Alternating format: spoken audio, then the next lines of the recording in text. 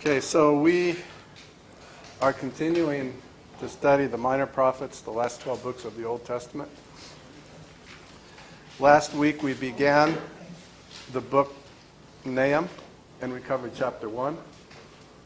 This week I'm going to try to finish Nahum, which means we'll have to cover chapters 2 and 3 tonight. If we don't, that's okay too, but I'm going to try.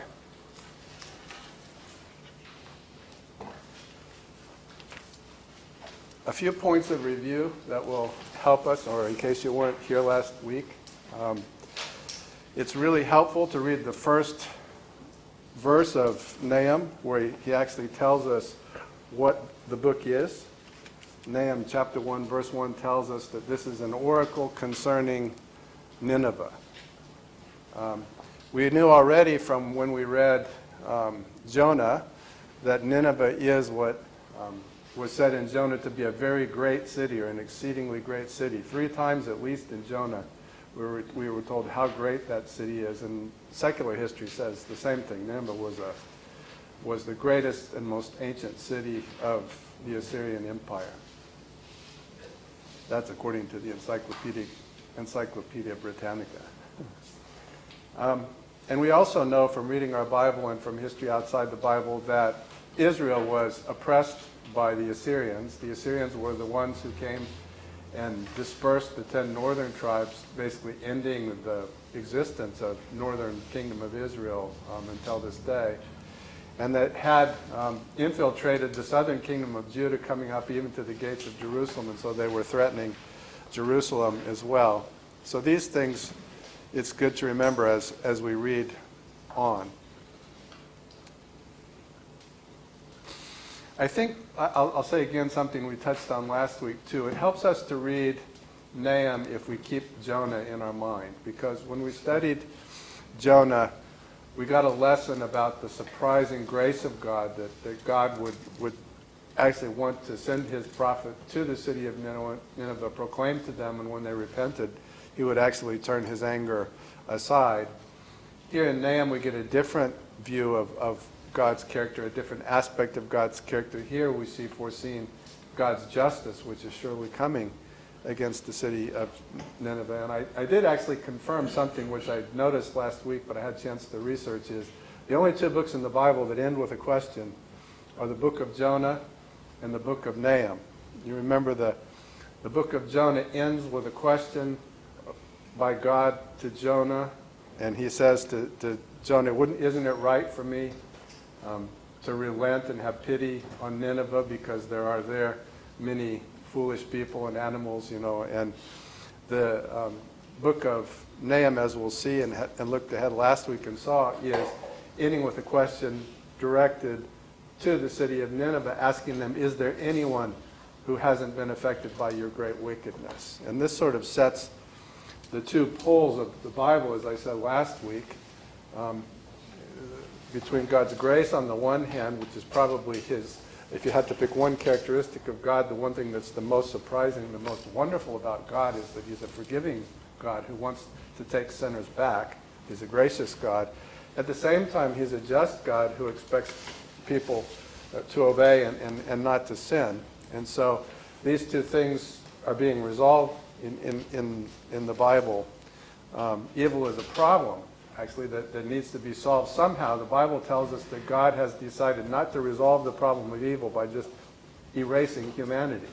He's decided to work with humanity and to try to redeem a people for himself from out of humanity, and to sanctify them so that finally when we come in his presence, we won't be evil anymore. We won't be sinful anymore. But the fact that God delays judgment for a time because he's gracious doesn't mean that all justice and all punishment and all judgment are delayed until the end of time. The final reconciliation is long delayed, but remember last week we learned that God is storing up wrath for the day of wrath. But in the meantime, some of the things that we see happen are also evidences that God judges and that God punishes, and that's what we're seeing in the book of Nahum, is punishment and judgment that's finally coming against the city of Nineveh. And one thing for you to just think about, I think that all of the judgment and punishment that comes from God before the last day is also part of his grace. それも恵みのうちの一つなんですね。最後の日の前に来る神様の罰というのも。It's part of how he's redeeming a people for himself. それは私たちの文化と付き合っていたということになりますので。All right, so then some specific review points in chapter 1, and then I'll speed up and go on into chapters 2 and 3.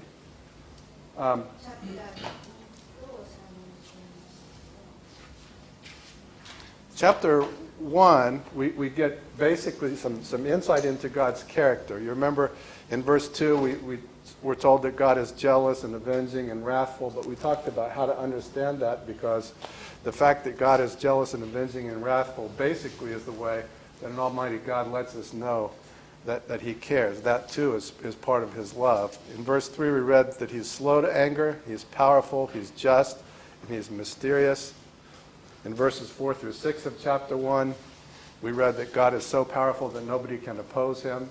No surprise there. We read in verse 7 that he's powerful enough to protect his friends. Also, no surprise there.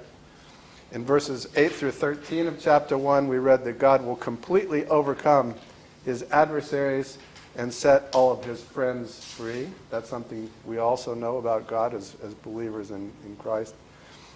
In verse 14, God, speaking, I think, to Nineveh, said that the nation of Nineveh is finally going to be buried and forgotten.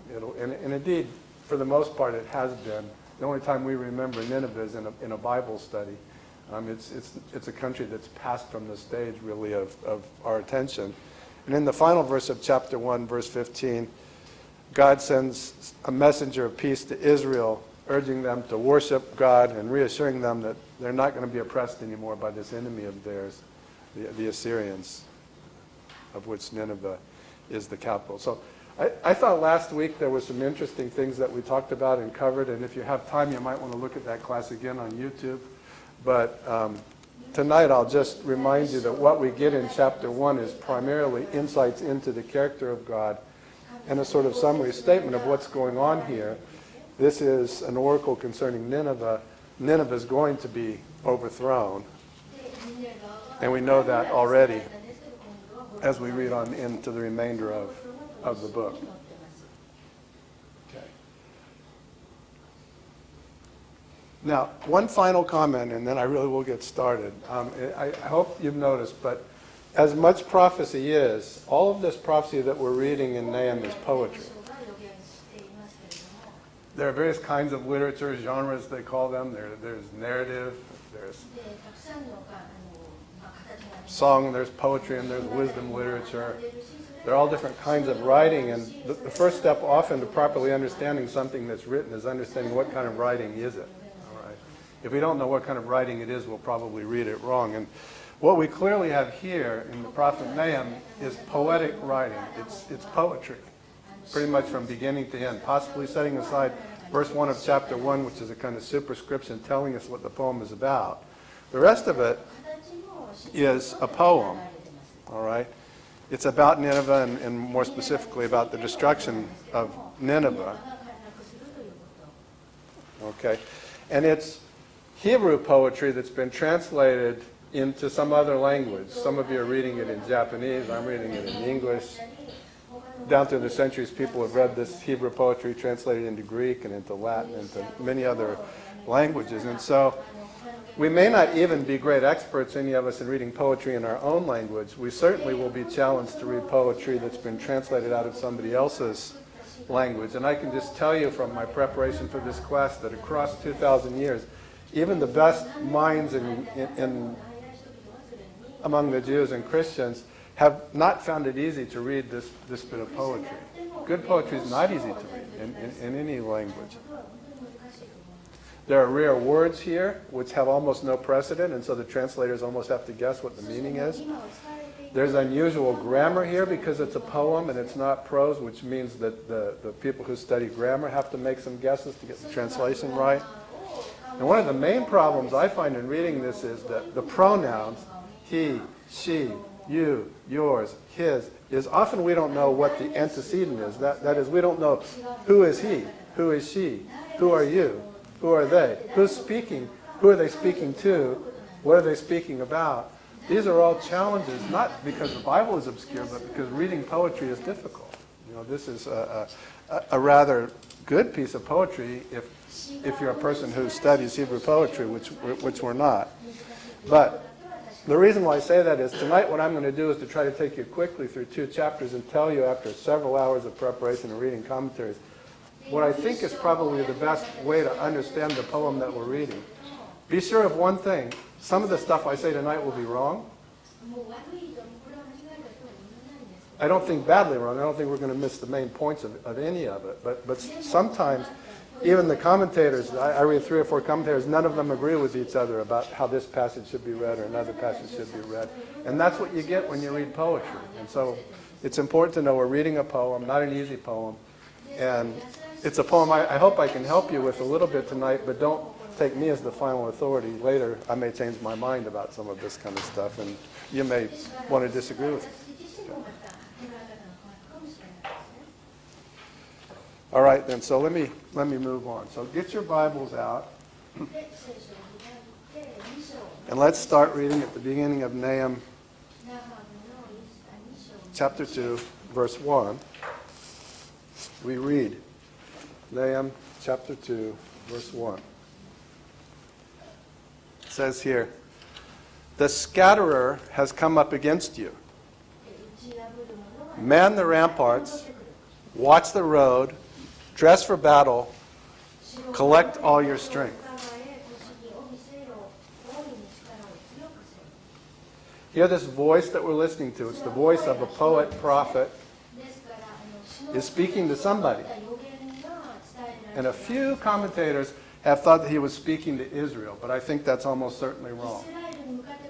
I'm convinced by my preparation that the best way to hear this poem at the beginning is that this voice is speaking to the enemies of God.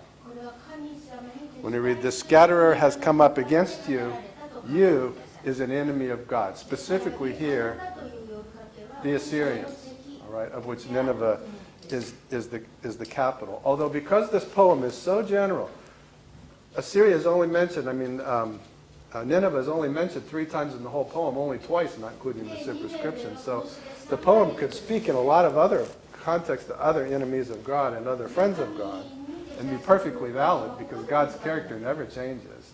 And God's economy never changes. But here, the superscription tells us that the poem is being read against the Assyrians, against Nineveh. All right, and so here, the voice that starts out in verse 1 of chapter 2, "The scatterer has come up against you."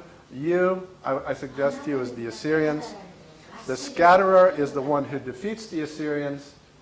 We know from history outside the Bible that they were assaulted after this by the Medes and by the Babylonians, and ultimately everyone who assaults them is moving in the power of God. All right, and so as this is a poem, you could understand all of those meanings, but it's an enemy of God's people that's now being opposed by a new enemy called the scatterer. All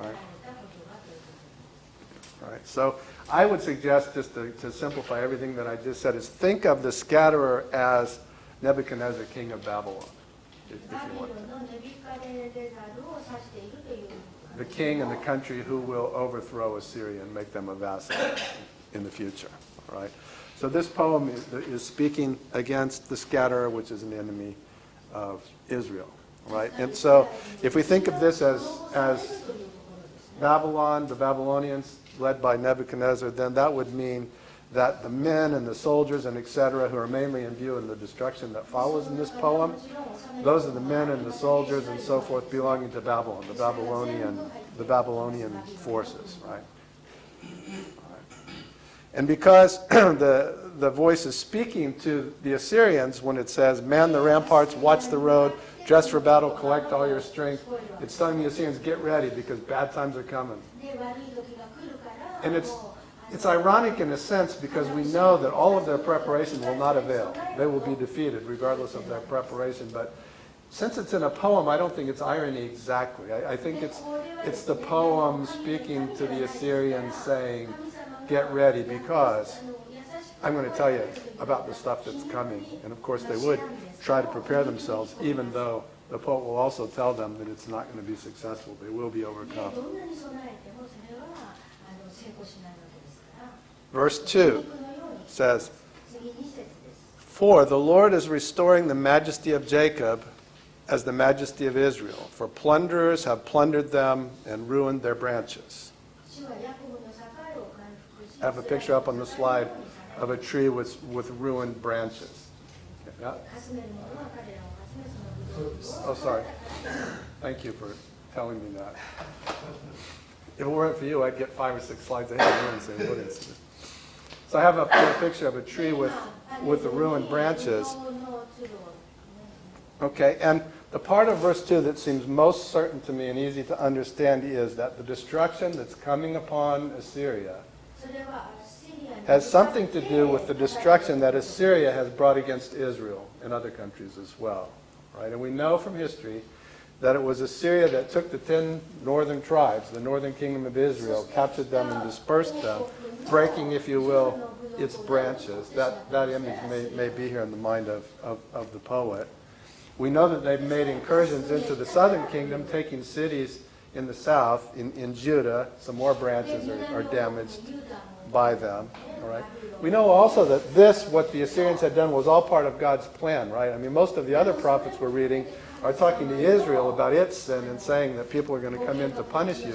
And the Assyrians are part of the way that God has punished Israel, right? That's what's been happening. But this punishment against Israel, using Assyria and other nations as a means by God teaches and punishes and redeems his people, it's not going to last forever. And in case of the Assyrians, it's finished now. God's done using the Assyrians as a means of punishing Israel or allowing them to continue to terrorize the nations. That part of history is at an end. Now the beginning of verse 2 is one that's kind of people argue about a lot. The King James Version, if you happen to read that, and a lot of other translations, particularly older ones, will read that the reason why the reason why disaster is coming against Assyria is because God has brought his nation of Israel so low that he's done doing that now. And so now he can let them up. Therefore, the time in which he's using the aggression of the Assyrians to fulfill his will is finished. Therefore, disaster is coming against them. The ESV has a slightly different spin on that. The beginning of verse 2 in the ESV says, "For the Lord is restoring the majesty of Jacob as the majesty of Israel." It's a more positive way to say this. Saying God is now involved in a program to restore the majesty of Israel. Therefore, he's going to put down its enemy, Assyria, right? And both of those two ways of reading, if you understand the distinction I'm making, get you to the same place, basically. Disaster is coming against Assyria because it's time for that. God is done using them to discipline Israel. God is ready to let them be built up. Personally, I think the ESV has it wrong, and the King James Version and some of the older translations have it right. Because this is not basically a poem about the majesty of Israel. This is basically a poem about the destruction of Assyria. And in fact, the majesty of Israel is going to be challenged further after the Assyrians by the Babylonians and by the Romans and by other people, right? And so there could be a slight poetic nuance here, but either way, what's happening to the Assyrians is happening because the time of their oppression of Israel is finished now. That's the same no matter how you like to read this, all right? And so then, the Lord is restoring the majesty of Jacob as the majesty of Israel, for plunderers have plundered them and ruined their branches. And now in verse 3, he says, "The shield of his mighty men is red.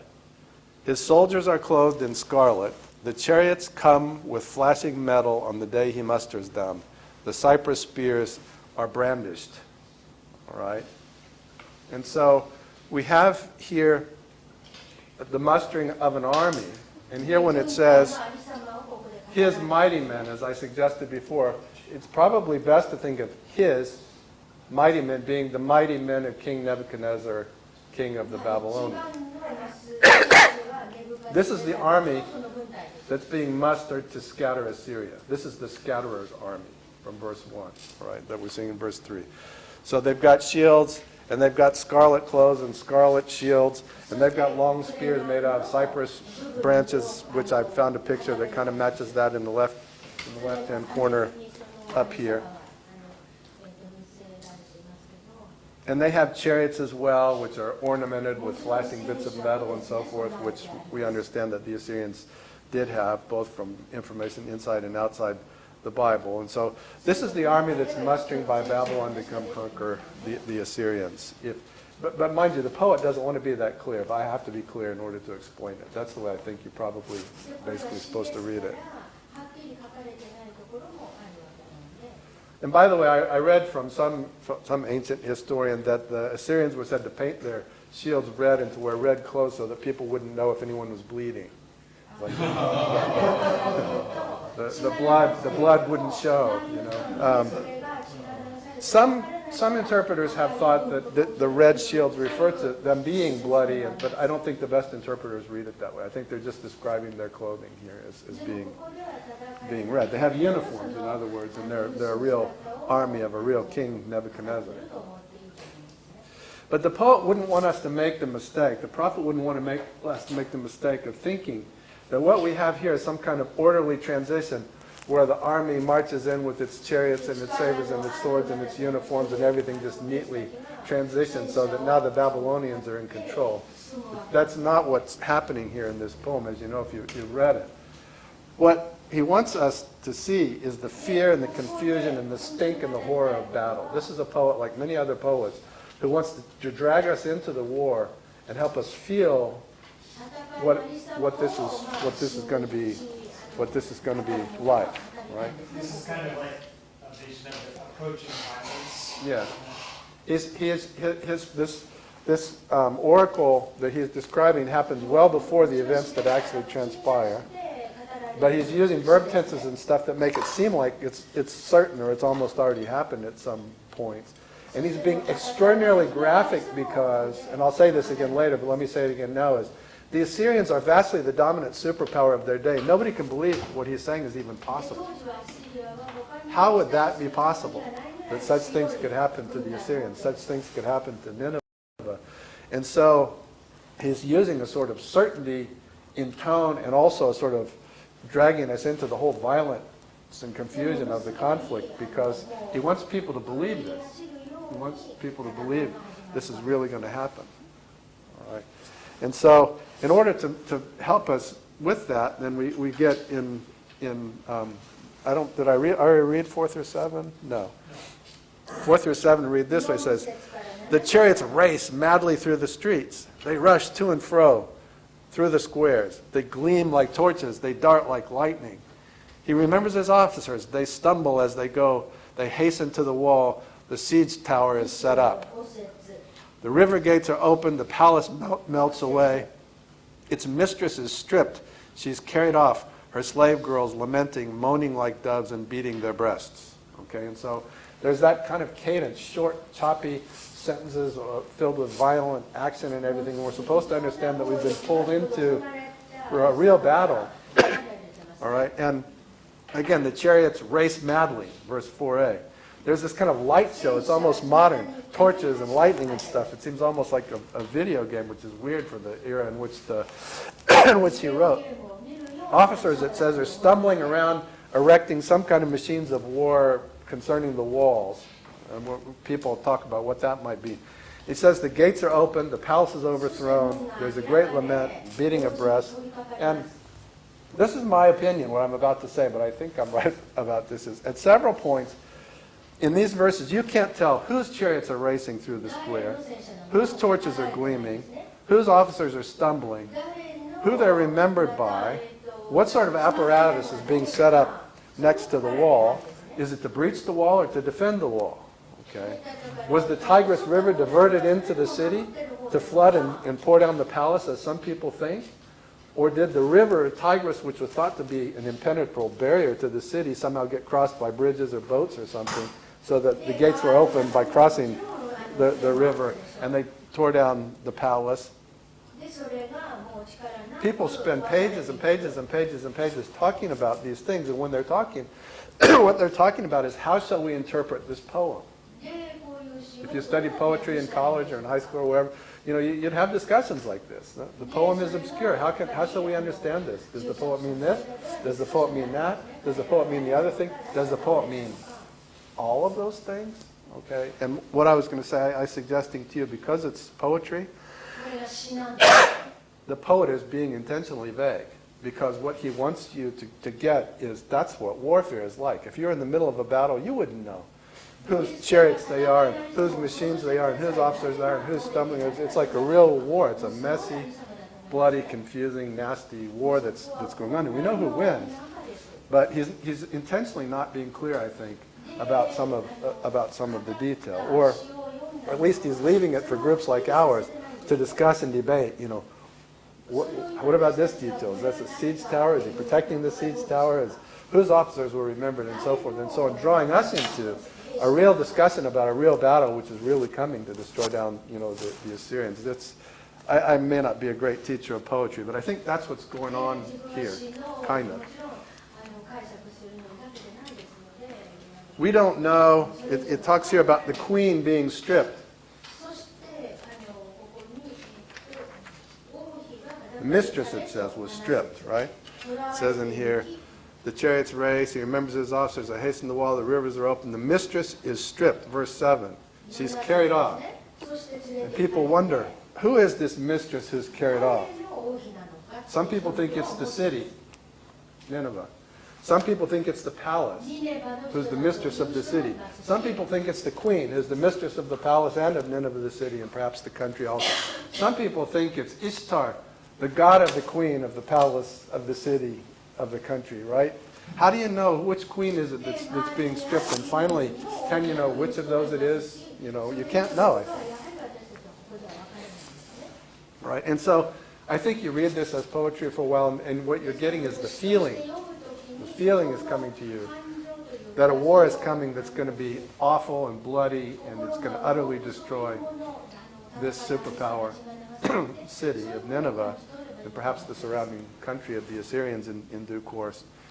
And that's the result that's going to happen. But the poet doesn't want us to just say, if it wasn't poetry, you could say, they fought a war, the Assyrians lost, the end. But poetry is trying to communicate feelings and ideas that go beyond simple factual content of the prophecy.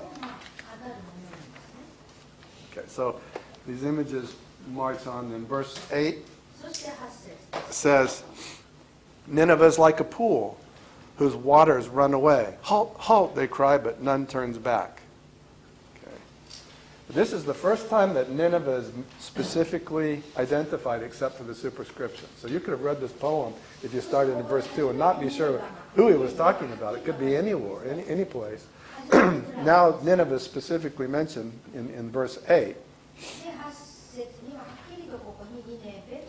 Chapter 2. Nineveh is like a pool whose waters run away. Halt, halt, they cry, but none turns back. All right?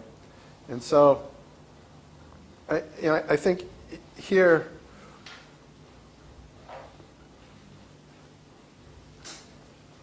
what we have is sort of, this is the idea I have anyway, that the Nineveh is now sort of like a broken tool. God has finished using it. The time has come. It's like a pool. Some of the translations say an old or an ancient pool. All right. And you can say to water, once the pool is broken, once there's a way for the water to come out of the pool, here I have a picture of Niagara Falls or something, but you have a lake or a pool, and you open a way for the water to go out, and the water starts going out. It'll go out. And you can say, halt, halt, water, halt. But water never turns around and flows back in the opposite direction. Once it's going, it's gone. It'll keep flowing out until you're left with a dry lake, right? And I think that's the poetic image here. This city has been, or you could think of something different. It's like a hot air balloon that's been punctured, and it's going to dissipate. It's going to be deflated. It's going to be empty. It's going to run out, right? It's like a pool whose waters run away. Halt, halt, they cry, but none turns back. The city is finished and everything's leaving. we're going to talk next about what's leaving, but it's finished, so everything that's there is leaving.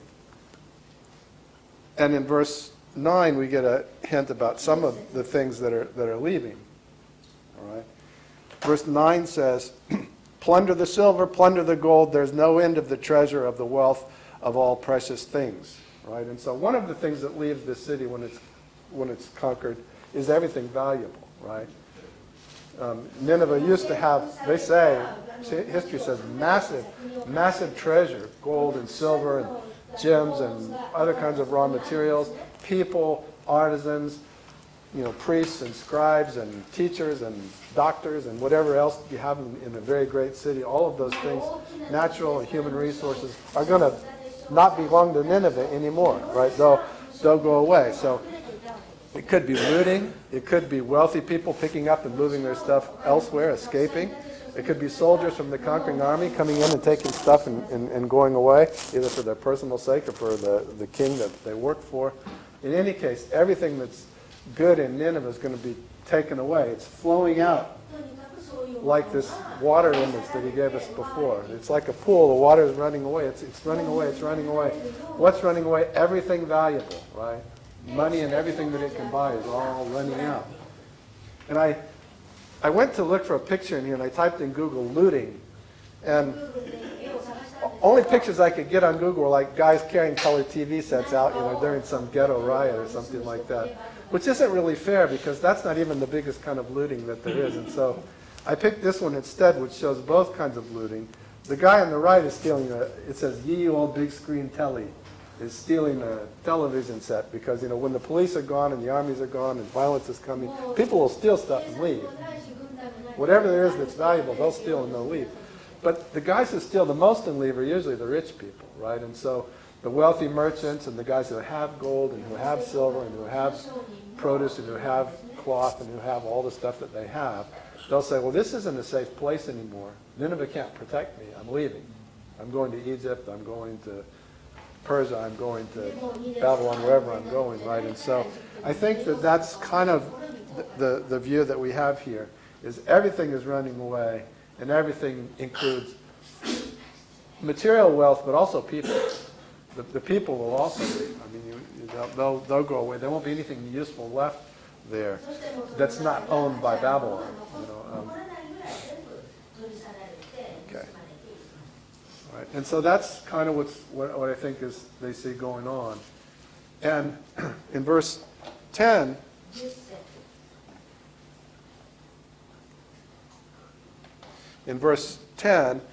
we read, desolate, desolation and ruin, hearts melt and knees tremble, anguish is in the loins, all faces grow pale.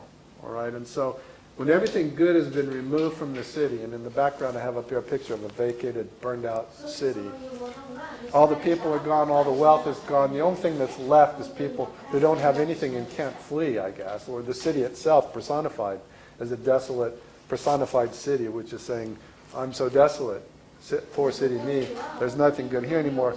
Then there's going to be fear, and there's going to be anguish, and this is just a picture of desolation.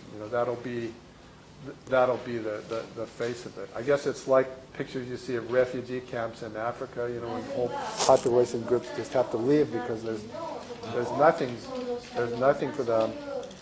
And you look at their faces, and you say it's desolation. They have nothing. There's nothing that they have. That's the feeling that the poet, prophet wants us to have about Nineveh. Almost you should feel sorry for Nineveh, I think. I mean, God does, we know from reading Jonah. It's a very tragic thing to see a great city destroyed, no matter what you think about it, right? Probably if you were there when Rome was pulled down by the invading, guys from the north, you'd cry a tear of something because it's so sad to see something that great fall, so low. Same thing here. It's just a tear should be shed for this great city which is being pulled down. All right, then verses 11 through 13 are sort of one feeling, I think. Let me read it. This is, remember, we've had this picture of, I'm sorry, I keep getting into chapter 3. Verses 11 through 13 says about lions. And this is a taunt song. This is like, you think you're tough? You thought you were tough? Kind of a thing going on for 3 verses, all right? They spoke of themselves as lions. They compared themselves to lions. They were brave and they were undefeatable. They were the kings of the human jungle, were the Assyrians. And so now that all of this disaster has been proclaimed, the voice comes up and says to them, verse 11, "Where's the lion's den, the feeding place of the young lions? Where the lion and the lioness went, where the cubs were, with none to disturb. The lion tore enough for his cubs and strangled prey for his lioness. He filled his caves with prey and his dens with torn flesh. Behold, I am against you, declares the Lord of hosts, and I will burn your chariots in smoke, and the sword shall devour your young lions. I will cut off your prey from the earth, and the voice of your messengers shall no longer be heard." All right, and so this is a voice that speaks to those who thought that they could not be beaten. It speaks, the voice says, you thought you were so strong that you could not be beaten. And I'm telling you, you self-proclaimed lions, you husband and mom and dad lions and baby lions who went out and took enough stuff, more than enough for yourself, and you filled up your lion's den with extra flesh and extra prey because you were so, so strong and couldn't be withstood by anyone. You think you can't be beaten, and God is saying, I have news for you. I am against you. Okay? Declares the Lord. I'm going to burn you down. And so Nineveh was their home. The lion's den is their safe place where they mated and reproduced and grew up their country. Nobody could disturb them. They brought back to Nineveh all the stuff they stole from the nations, including the northern tribes.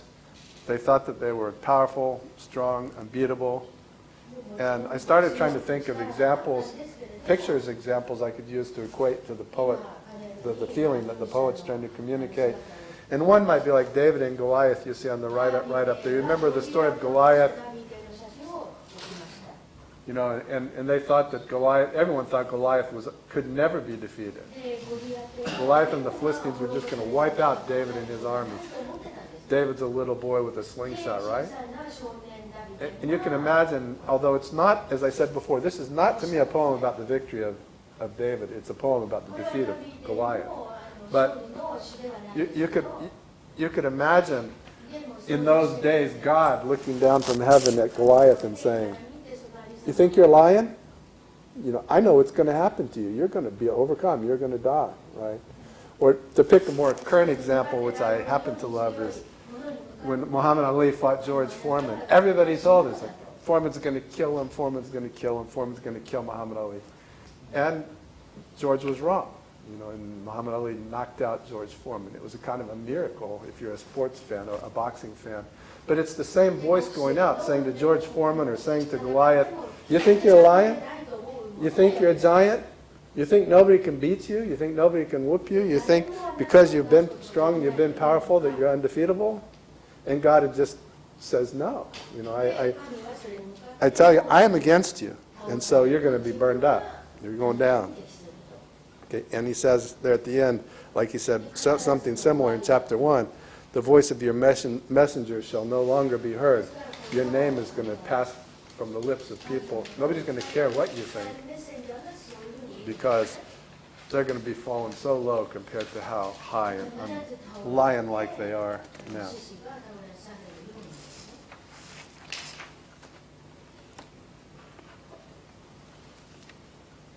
So the unbeatable Assyria is being told in a poem by the prophet that God is opposed to them, and all of these things will certainly happen. All right, now the reason why I wanted to go ahead and finish off chapter 3, even though it looks kind of long, is that it just is continuing the same thoughts in an extended poetic expression. So I don't think there's that much new here. And it's much easier to understand, actually, than chapter 2. So let's just go through and see if we can cover it well enough tonight to satisfy us, so that we can then move on to Habakkuk next time. So first 3 verses of chapter 3 continue. It says, "Woe to the bloody city, all full of lies and plunder, no end to the prey. The crack of the whip and the rumble of the wheel, galloping horse and bounding chariot, horsemen charging, flashing sword and glittering spear, hosts of slain, heaps of corpses, dead bodies without end. They stumble over the bodies." All right. And I think here, although I'm not 100% sure, that this is just the poet stopping to riff on, to dwell on, to think about the horror of the war that they perpetrated and that's coming against them now.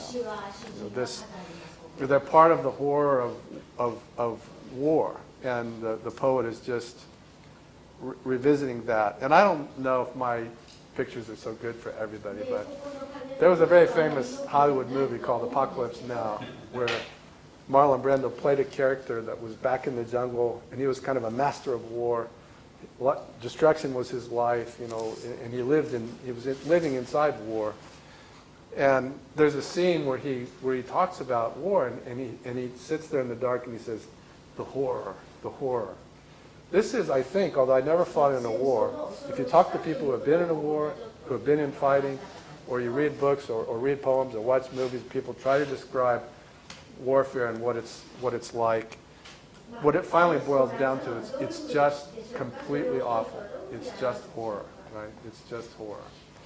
And so God in a way is saying, woe to you, bloody city, because of this thing which is going to happen. It's already been described to us. There's going to be heaps of corpses and dead bodies without end. You're going to stumble over them. And it's just going to be horrible. Even God thinks it's horrible. The poet thinks it's horrible. Everybody has to think that war is horrible. And there's a reason why they've gotten into this mess, we're told, in verse 4. And he says, it's all for the countless whorings of the prostitute, graceful and deadly of charm, who betrays nations with her whorings and peoples with her charms. All right, so the horror of war expressed in the first 3 verses is commensurate with the behavior of Nineveh, which is represented in this poem by the figure of a prostitute. And I think this represents, prostitution is a frequently used symbol in the Bible, but I think that this prostitute, or whore as the Bible sometimes says, represents the fact that Assyria lured nations, tempted nations into alliances and to doing things that God regarded as wrong and sinful. And it also enabled and tempted its own people to become corrupt morally and in other ways. And so in several different ways, the image of a prostitute is fit to represent how Nineveh is in the eyes of God. It seduced, it manipulated, it contaminated, it lured people into sin. And I think there's also an image of idolatry and godlessness. Often the horror of the prostitute in biblical prophecy speaks of luring people towards other gods. And we know that in Nineveh they worshipped other gods. All right. And so now, anyway, he's going to humble them because of this is how they've been. He's finished using them to discipline his children, as we've already been told. That phase in the discipline of Israel is past. God doesn't need to use Assyria for that anymore. In their own right, Assyria is compared to a whore. And what's going to happen is all of this military mayhem that the prophet has seen up until now. Will this destruction be even more complete or as the same as Sodom and Gomorrah, even though the corruption is just slightly different, but it's just so based that no righteousness could be eked out of this? I don't know, but it's a really good question.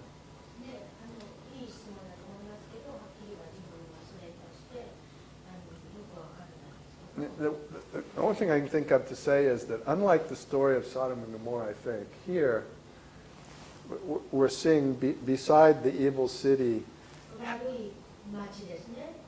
Well, it's similar, I guess, the impact that it's had on the nation of Israel. And so the only reason they were allowed to continue to be so evil was because God was allowing that because he knew that it was part of the way that he was dealing with his own children, right, as other prophets have told us. But once that reason for allowing them to continue to be this way is set aside, in their own right, they are very like Sodom and Gomorrah. And just the sheer evil of how they are really is better to be removed from the face of the earth. I get the feeling that the destruction is less total here than it was in the story of Sodom and Gomorrah. I think Nineveh and Assyria are really diminished. They become a vassal of Babylon, but they're not sort of burned up with fire and brimstone the way Sodom and Gomorrah were. So it might be slightly different in that way, but I hadn't thought of it until you just asked, so maybe I'll think some more. Here, and maybe that leads into the next verses, because God is not talking about burning them up. He's talking about humiliating them and humbling them. So in verses 5 through 7 in chapter 3, it says, "Behold, I am against you, declares the Lord of hosts, and will lift up your skirts over your face.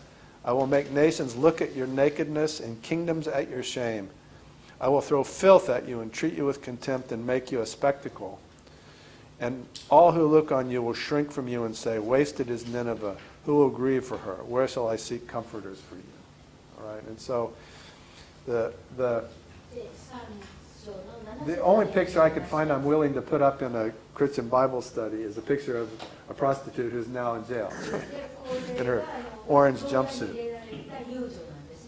And this is a much less graphic image than the prophet Nahum provides us with. He provides us with astonishingly graphic imagery here. We wouldn't be able to show a picture of it in church, probably. He says that he's against her. Her skirts are going to be lifted up over her head so that people can see her nakedness. And I think to the Hebrews, nakedness was a shameful thing, and often punishment for prostitution, whoredom, and whatnot was punished that way. They would show the nakedness of the offender to the people and to the nations, and that's what the poet says here. Not only that, they're going to throw filth at you, and I think by filth they mean filth, and treat you with contempt and make you a spectacle. Everyone's going to shrink from you. Nobody's going to grieve from you. Nobody can comfort you, or who can comfort you? Yes, as a question. And it seems awful, just awful, right, that this is what's going to happen to them.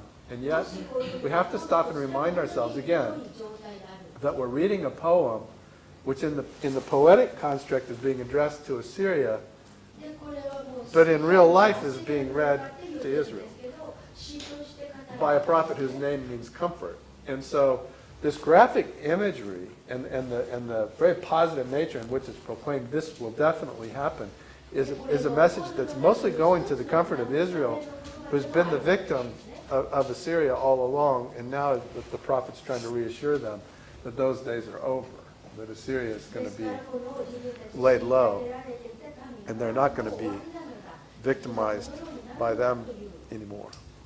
But it is very graphic, albeit poetic imagery that's being used here.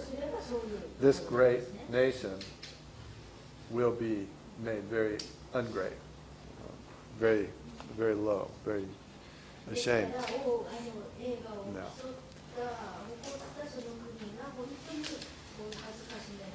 And so, who can believe this kind of stuff, right? They read a poem like this in the days when there's one superpower in the world, it's Assyria, and its greatest, most ancient city is Nineveh, and all of this stuff is said that Nineveh is going to be pulled down and humiliated, blah, blah, blah. Who can believe it? And I think that the prophet anticipates that kind of a question. He anticipates people are sitting there saying, nah, this doesn't seem real. And so he answers this objection in verses 8 through 11 by giving them a history lesson from their own history.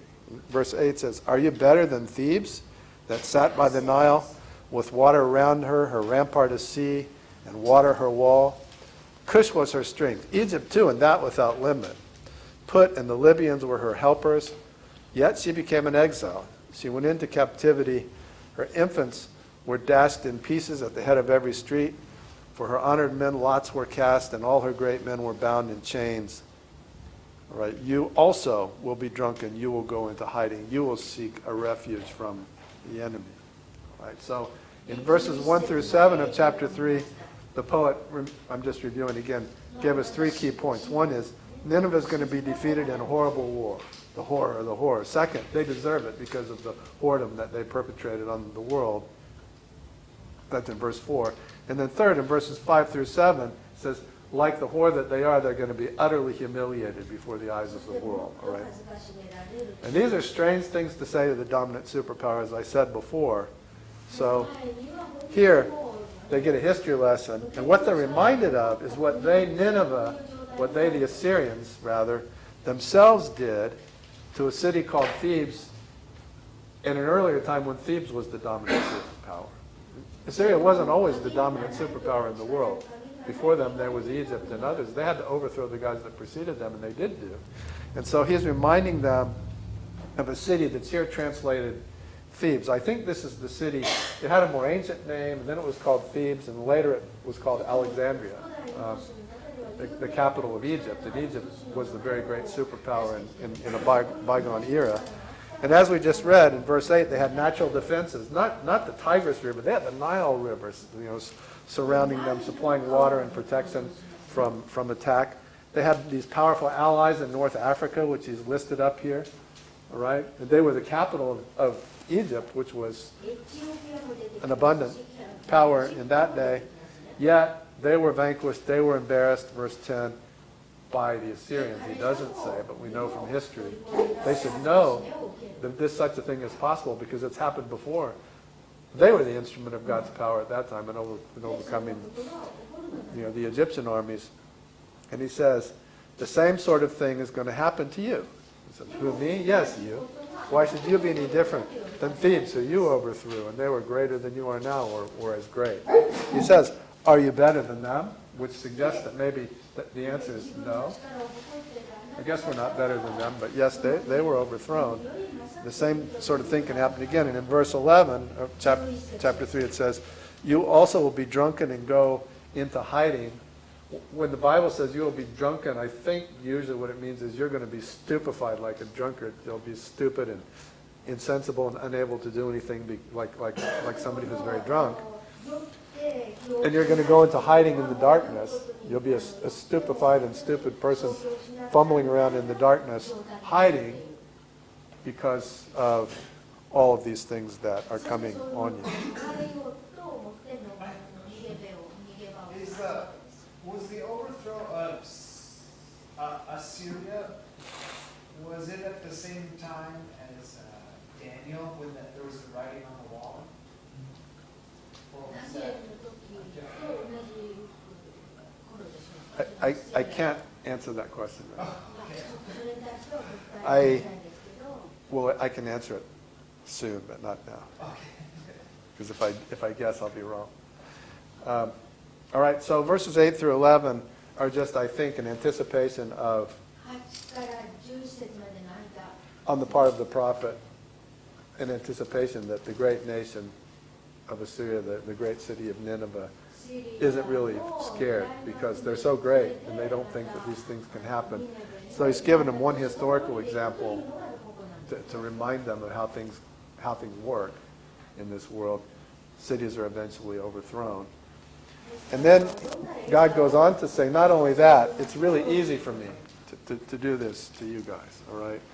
So verses 12 through 18 are the poet reminding the Assyrians just how easy it is for God to get them, all right? And starting in verse 12 says, all your fortresses are like fig trees with first ripe figs. If shaken, they will fall into the mouth of the eater. So this is what we say in the English, the low-hanging fruit, or easy pickings, as you guys, to me, God's saying you're just like grapes on the bottom branch of a tree. I just shake the tree a little bit and you fall into my mouth.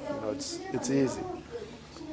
Verse 13 says, behold, your troops are women in your midst. He's saying, your soldiers are sissies, man. In those days, that would have been the sense of it, right?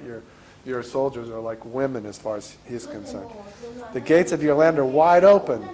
To your enemies, fire has devoured your bars. So as far as as God is concerned, he looks at the gates that they depend on. He looks at the soldiers that they depend on. He looks at them in general and he says, it's all easy. Right? You'll fall into my mouth. Your soldiers are easily overcome and your strongholds aren't strong as far as I'm concerned. Then in verse 14 he says, but go ahead and do what you want to do to get ready. Draw water for the siege, strengthen your forts, go into the city, tread the mortar, take hold of the brick mold. He's saying, go ahead and make your fortifications even stronger. See if you can stop me. Right? Here's verse 14. There, he says in verse 15, there will fire devour you. The sword will cut you off. It will devour you like locusts. All right. So in verses 12 through 15, maybe I didn't read that cleanly. Let me just read it again real quick. He says, all your fortresses are like fig trees with first ripe figs. If shaken, they fall into the mouth of the eater. Behold, your troops are women in your midst. The gates of your land are wide open to your enemies. Fire has devoured your bars. Then I add the words, go ahead. Draw water for the siege. Strengthen your forts. Go into the clay. Tread the mortar. Take hold of the brick mold. That's he's saying, build up brick walls for yourself. Go ahead and make your fortifications stronger. I'm warning you ahead. Go ahead. Build it up. But that's where fire is going to devour you, right? And he says, like the locust. So first time he mentions the locust. Locust is an image of destruction. We've seen before in other prophecies how locusts come and eat up everything and leave nothing in their wake. So he's saying fire is going to come destroy you as if locust came and destroyed your crops. But then he turns in verse 15 in the middle and uses locust as a different kind of a figure. Okay, let me read on from the middle of 15. He says, multiply yourselves like the locust. Multiply like the grasshopper. You increased your merchants more than the stars of the heavens. The locust spread its wings and fly away. Your princes are like grasshoppers. Your scribes are like a cloud of locusts settling on the fences in a day of cold. When the sun rises, they fly away and no one knows where they are. All right, so you see, locusts come and destroy everything. But then one day you look, and locusts are all gone, and you don't know where they went. They're very mysterious that way. So he's saying, he was saying, the fire is going to come to you while you're building your fortifications and destroy you like locusts. And by the way, while we're talking about locusts, let me say, you guys are like locusts. Your merchants, your scribes, all of this stuff that you guys have. You know, you've made all these people and all over the world and did all kind of stuff. You've descended on the world like locusts. And you sort of consumed the world like a flock of locusts. But guess what? When the sun comes out on a cold day, something mysterious happens. I'm God. Where are the locusts? Right? And God is saying, okay, be locusts. I'm going to make you disappear.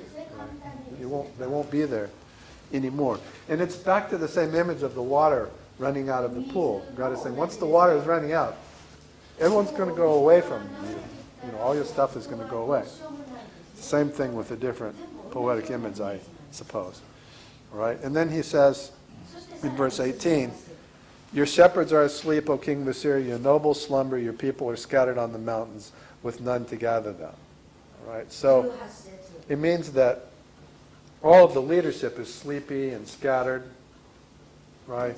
They're not alert, they're not unified, they're just laying around doing what they're doing. There's really no way out for him. It's too easy for God to overcome the country. The king of Assyria or Assyria has nothing it can use to stop God from doing this.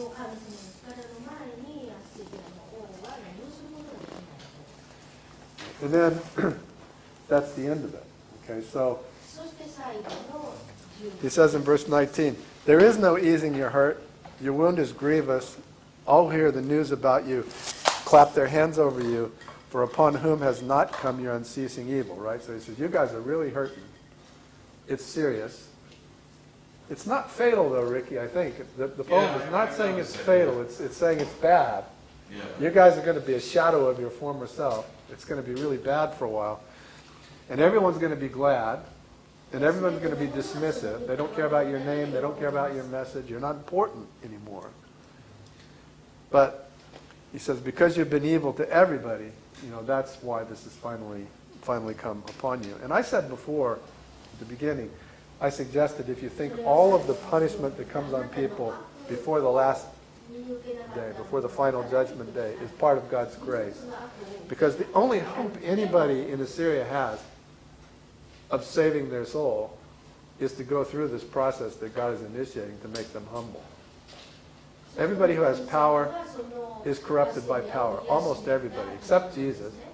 But almost everybody else that there ever is in the history of the world gets a lot of power, they become corrupt. You know the saying, power corrupts and absolute power corrupts absolutely. The Assyrians are absolutely powerful, so they're absolutely corrupt. The biggest favor that God can do to them is to knock down the basis for their pride. Because once they're knocked down, they have a chance to be saved. It's the reason why God used the Assyrians in the first place to discipline his children, Israel, was because they had become proud and corrupt. And he used the Assyrians, and later the Babylonians, and later the Romans, and all of the things in the world God is using to redeem a people for himself. And some of the times it looks pretty awful, right? Because we are pretty awful.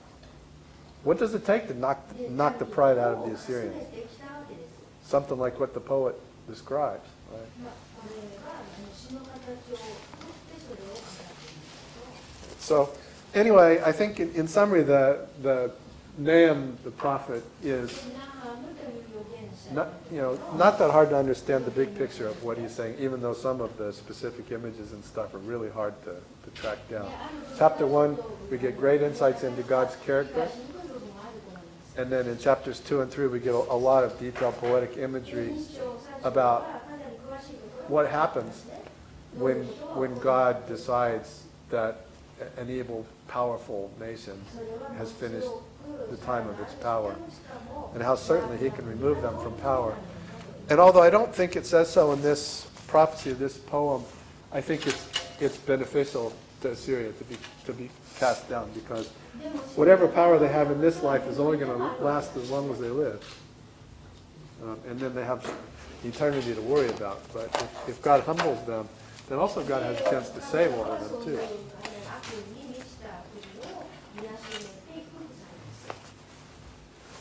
This was a good insight of how God sees from the backside, the enemy is getting wiped out.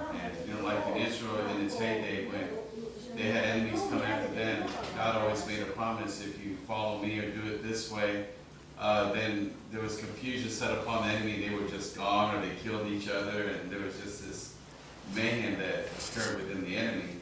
But we never see how that happened. But now it gives us an insight that no man's plan can survive. Yeah. Unless God has his hand upon, Yeah, and I think good insight. the moral of the story of Jonah is that God is the God of Nineveh also. Right?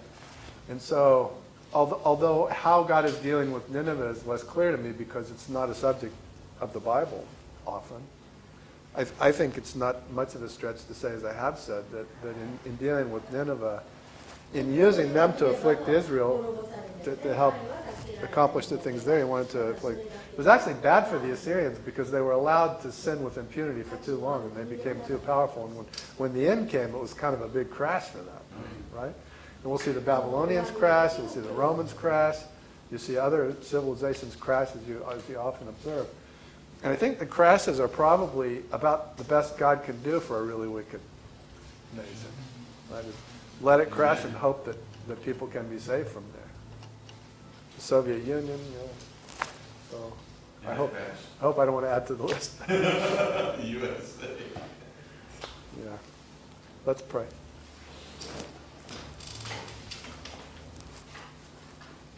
Dear God, I pray that any parts of what we studied tonight or what was said tonight that are wrong will be quickly forgotten, that the parts that are genuine insights coming from you will be retained by us and will become part of our deeper understanding of your character and your work in the world and your purpose to save people from out of the world for your kingdom. We ask, as always, your blessing on this church, the people who worship here, people who minister here, the pastors who lead the church. please help everybody to serve you in exactly the right way. And as often as we become confused or sinful, please forgive us and lead us back onto the right path. And hopefully, we hope, Lord, that we can be led gently onto the right path so that it won't be necessary for you to deal with us so severely as we can see sometimes you've had to deal with those who are your adversaries. We ask all of these things in Jesus' name, and please also help everybody to get home safely tonight. Amen.